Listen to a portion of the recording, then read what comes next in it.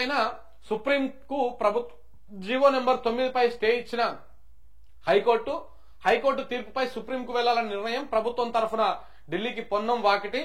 ఎందుకు పోతురు వీళ్ళు నాకు అర్థం కాదు. వీళ్ళు పోయి వాదిస్తారా ఏమన్నా? పొన్నం ప్రభాకరు, వాకిటి శ్రీహరి పోయి సుప్రీంకోర్టులో వాదిస్తారా? ఈ డ్రామా అంతా ఎందుకోసం అండి, దేనికోసం అండి? ఇందులో కూడా రాసిర్రు ఇగో పార్టీ తరఫున బీసీ రిజర్వేషన్ల పైన సుప్రీంకోర్టుకు కాంగ్రెస్ స్పెషల్ లీవ్ పిటిషన్ దాఖలుకు యోచన. జీవో 9 పైన హైకోర్టు స్టే విధించడం మీద ప్రభుత్వం పరంగా నేడు ఢిల్లీకి పిసిసి చీఫ్ మహేష్ కుమార్ గౌడ్, అభిషేక్ సింఘ్వితో భేటీ అయ్యేటువంటి అవకాశం. ఏఐసిసి చీఫ్ మల్లికార్జున ఖర్గేకు పరామర్శ.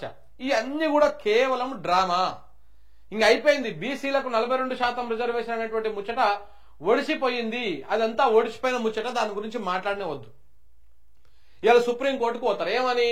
ఈ జీవో నెంబరు 9 మీద స్టే ఇచ్చింది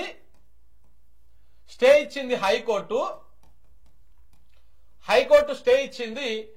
దాని మీద మీరు ఆ స్టేని ఎత్తేయండి అని చెప్పి సుప్రీంకోర్టుకు పోతారు. సుప్రీంకోర్టు ఏ లెక్క ప్రకారం ఇచ్చింది? హైకోర్టు ఏ లెక్క ప్రకారం ఇచ్చింది స్టే జీవో నెంబర్ 9 మీద? సుప్రీంకోర్టు గైడ్ లైన్స్ ప్రకారం, సుప్రీంకోర్టు తీర్పుల ఆధారంగానే హైకోర్టు స్టే ఇచ్చింది.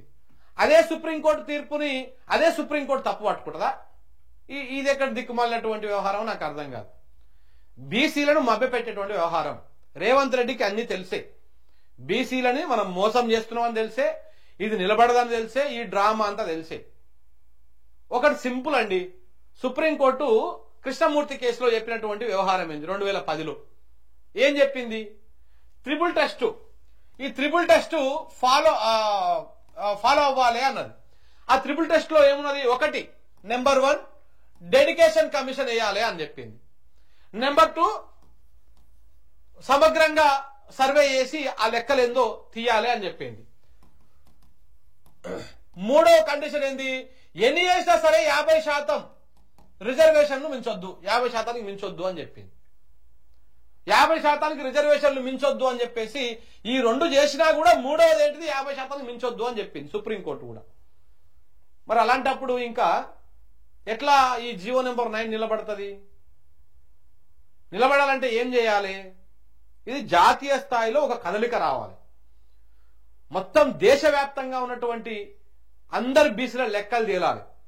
బీసీలకు రిజర్వేషన్ కల్పించాలని జాతీయ స్థాయిలో ఫైట్ చేయాలి. నేను బీసీ ప్రధానమంత్రి అని చెప్పుకుంటున్నటువంటి మోడీ గారు కూడా దీన్ని ఆలోచన చేయాలి. చేసి బీసీల లెక్కేందుకు తేల్చి బీసీలకు రిజర్వేషన్ కల్పించి ఆయా రాష్ట్రాలకు, మీ రాష్ట్రాల్లో బీసీలకు రిజర్వేషన్ ఇచ్చుకోండి, ఈ మేరకు ఇవ్వండి అని చెప్పాలి. సో కాబట్టి 9th షెడ్యూల్ మీద కూడా ఇప్పుడు చాలా మంది మాట్లాడుతారు న్యాయ నిపుణులు. గతంలో 9th షెడ్యూల్లో పెడితే దాని మీద సుప్రీంకోర్టు సమీక్ష చేసేటువంటి అధికారం లేకుండా ఉండే. కానీ దాని తర్వాత 2005-06 ఆ సందర్భంలో దాని మీద కూడా విచారణ, దాని మీద కూడా న్యాయ సమీక్ష చేస్తా ఉన్నది అని చెప్పేసి అక్కడ కూడా అదైతా ఉన్నది.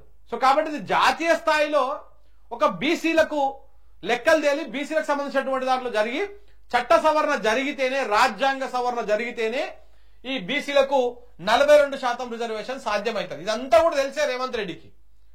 సుప్రీంకోర్టు కోత, ఈ కోర్టు కోత, ఇంకా టైం వేస్ట్ ఎందుకు చేస్తారు? ప్రజాధనాన్ని వృధా ఎందుకు చేస్తారు? బీసీలను ఎందుకు ఇంకా మభ్య పెడతారు? ఈ బీసీ సంఘాల నాయకులు వాస్తవాలు చెప్పకుండా ఎందుకు దాచిపెడుతారు? ఆర్ కృష్ణయ్య గారు కానీ, జాజుల శ్రీనివాస గౌడ్ గారు కానీ, మిగతా వాళ్ళందరూ కానీ మీరు వాస్తవాలు చెప్పండి సమాజానికి. సమాజం మీ వెనకాల నిలబడుతుంది. అంతేగాని మీరు పార్టీలకు అనుకూలంగా, ఆయా పార్టీలకు అనుకూలంగా ఉండి మీరు ఇది చేస్తే మాత్రం సమాజం మిమ్మల్ని క్షమించదు. బీసీలందరూ మీ వెనకాల ఉండాలి. మీరు బీసీ సంఘాలకు నాయకులు, పార్టీల నాయకులు గారు. అసలు ఏం చేయాలి బీసీలకు రిజర్వేషన్ రావాలంటే అది చెప్పండి. అది జాతీయ స్థాయిలో ఒక పెద్ద పోరాటం జరగాలి. దానికోసం బీసీ సమాజం రెడీగా ఉన్నది. ఈ పార్టీని, ఆ పార్టీని, బీఆర్ఎస్ నో, కాంగ్రెస్ నో, బీజేపీనో కానీ నమ్ముకొని మీరు చేయాల్సింది. మీరు ఈ జాతి కోసం మీరు ఫైట్ చేయండి. జాతి అంతా మీ వెనకాల నిలబడుతుంది. అలా కాకుండా ఈ పార్టీకి అనుకూలంగా ఒక ఆయన, ఆ పార్టీకి అనుకూలంగా ఒక ఆయన, ఇంకో పార్టీకి అనుకూలంగా ఇంకొక ఆయన, అటు ఇటు కాకుండా కొత్తగా వచ్చిన వాళ్ళు ఇంకో కొంతమంది, ఇంతమంది కలిపి బీసీల నోట్ల మట్టే కొడుతుంది. అంతకు మించి ఇంకొకటి ఏం లేదాడ. ఇప్పుడు సుప్రీంకోర్టుకు పోయినా ఇప్పుడు హైకోర్టులో జరిగినటువంటి వ్యవహారమైన సుప్రీంకోర్టుకు పోతే ఏమవుతుంది?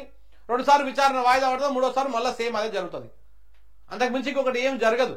సుప్రీంకోర్టు ఇప్పుడు ఒక బీసీలకింత రావాలంటే సుప్రీంకోర్టు ఏదైతే ఇందిరా సహానీ కేసులో ఇచ్చినటువంటి 1992లో ఇచ్చినటువంటి కేసు అయితే ఉందో ఆ తీర్పుని పునఃసమీక్షించుకోవాలి. సుప్రీంకోర్టు కృష్ణమూర్తి కేసులో ఇచ్చినటువంటి తీర్పుని పునఃసమీక్షించుకోవాలి.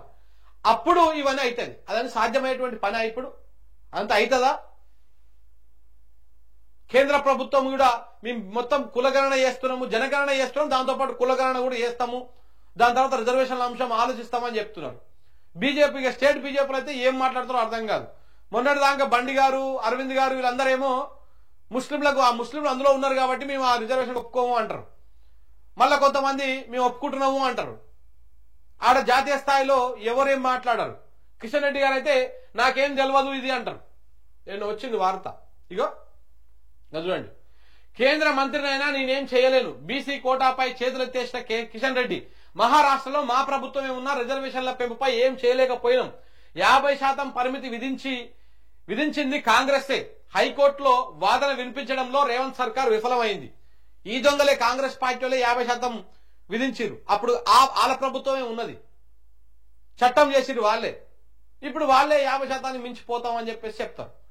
ఇవన్నీ కూడా కేవలం డ్రామా. అందుకే నిన్న మనం ఒక వార్త కూడా రాష్ట్రం, మీరు చూసే ఉంటారు. నిన్న మనం మార్నింగ్ చేయలేకపోయినాము. నేనే రాష్ట్రం ఒకటి. రాహుల్ గాంధీ కథ ఎట్లా ఉందంటే కుక్కతోక పట్టుకొని గోదావరి ఇదినట్టే ఉన్నది రాహుల్ గాంధీ కథ. ఈ బీసీల అంశంలో, బీసీ వ్యవహారంలో, ఈ మొత్తం వ్యవహారంలో రేవంత్ రెడ్డిని నమ్ముకొని రాహుల్ గాంధీ జాతీయ స్థాయిలో ప్రచారాలు చేసుకోండి. మేము బీసీలకు 42% రిజర్వేషన్ ఇచ్చినాము, ఆల్రెడీ కులగణన అద్భుతంగా చేసినాము, అన్ని చేసినాము అని చెప్పేసి ఈయన మాటలు పట్టుకొని ఈయన కుక్కతోక పట్టుకొని గోదావరి ఇస్తా ఉన్నాడు. సో కాబట్టి ఇవన్నీ అయ్యేటి కాదు, ముంగలకు అయ్యే ముచ్చటే కాదు. ఇది కేవలము ప్రజలను మభ్యపెట్టడం కోసం, బీసీ సమాజాన్ని మభ్యపెట్టడం కోసం మాత్రమే జరుగుతున్నటువంటి వ్యవహారం.